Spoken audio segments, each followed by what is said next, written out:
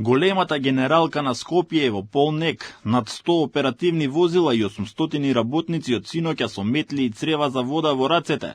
Во текот на вечерта и утрината ги чистеа улиците, тротоарите и јавните површини низ сите делови на Скопје.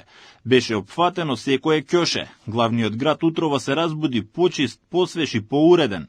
Акцијата која ја спроведуваат екипите на комунална хигиена од град Скопје со помош на механизација и работници која дојде и од скопските општини, но и од општините од внатрешноста на Македонија, се спроведува низ сите делови на метрополата. Од изутрината сликата е многу поразлична од она што беше. Во Бутел општинските работници ги чистеа улиците и контейнерите, а во центар плоштадот беше целосно измиен. Со багер се чистеа и скалите на кеот покрај Вардар. Испразнети беа контейнерите и во аеродром Бутел, Кисела вода, Гази Баба, Ѓорче Петров. Само во чаир на дел од местата можеше да се види ѓубре во некој од контейнерите. Стартуваше и расчистувањето на депонијата Вардариште, за која градоначалникот Ѓоргиевски вети дека ќе ја претвори во парк. Граѓаните веќе ја чувствуваат разликата. Супер е, супер. Нека продолжи вака. Сега тука гледам дека е чисто, понатаму не знам. Па сега малку е подобро.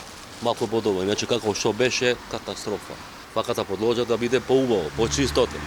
Па изгледа ќе биде поубаво, ама дај Боже да биде поубаво. Навидум овде е добро, чисто е. А за понатаму ќе видиме. Во другите земји незамисливо е да се зборува за ѓубре.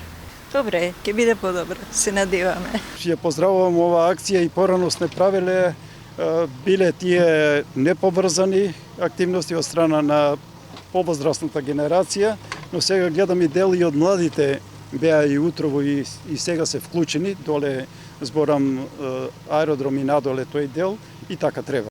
На првата конститутивна седница на Советот на градот Ѓоргиевски вели дека заврши времето кога Скопје беше град на депонијата, а чистењето на градот нема да биде само во период од 72 часа, туку ќе продолжи во континуитет секој ден. И она што вчера го почнавме не е маркетинг, туку да покажеме дека кога се сака, се може. Тоа е всушност наша обврска, а за тоа граѓаните не плаќаат. Чистиот воздух, многу зелени површини и решенија за отпадот се темелите на еден здрав град. Градските служби најавуваат дека оваа акција е само почеток и дека ќе се воспостави редовен систем за чистење со цел Скопје да остане уреден и чист град.